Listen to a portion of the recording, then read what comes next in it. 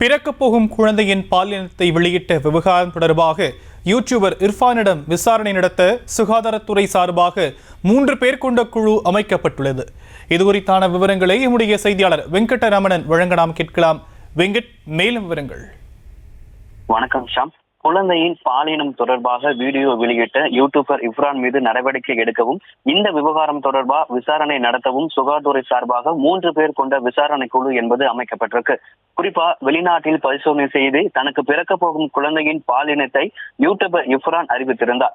இதன் மீது நடவடிக்கை எடுக்க சுகாதாரத்துறை காலையிலே பரிந்துரை செய்து அதற்கான நோட்டீஸ் என்பது அனுப்பப்பட்டுள்ள நிலையில காவல்துறையிலும் யூடியூபர் இர்ஃபான் மீது புகார் கொடுக்க சுகாதாரத்துறை முடிவு செய்திருந்தன. இந்த நிலையில மருத்துவ மற்றும் ஊரக நலப்பணிகள் இயக்குநர் தலைமையில இர்ஃபானிடம் விசாரணை மேற்கொள்வதற்காக 3 பேர் கொண்ட குழு என்பது அமைக்கப்பட்டிருக்கிறது. இந்திய மருத்துவ சட்டத்துறையில எந்தெந்த பிரிவுகளின் கீழ் அவர் மீது நடவடிக்கை எடுப்பது, அவர் வெளியிட்டுள்ள வீடியோ எது போன்ற தாக்கத்தை சமூகத்தில் ஏற்படுத்தும் என்பது தொடர்பாக இந்த குழு விசாரிக்கும் என தெரிவிக்கப்பட்டிருக்கிறது. மேலும் இந்த குழு யூடியூபர் இர்ஃபானிடம் நேரடியாக விசாரணை மேற்கொள்ள இருப்பதாகவும் தகவல் வெளியாகி இருக்கு. இந்த குழு இர்ஃபான் மீது என்ன நடவடிக்கை எடுக்கலாம் என்று பரிந்துரையாக கொடுக்கும் என்ற தகவல் தற்பொழுது வெளியாகி இருக்கிறது. குழந்தையின் பாலினம் தொடர்பாக வீடியோ வெளியிட்ட இர்ஃபான் மீது சுகாதாரத்துறை சார்பாக 3 பேர் கொண்ட விசாரணை குழு என்பது அமைக்கப்பட்டிருக்கிறது. செய்திகளை உடனுக்குடனும் துல்லியமாகவும் தெரிந்து கொள்ள சப்ஸ்கிரைப் பண்ணுங்க.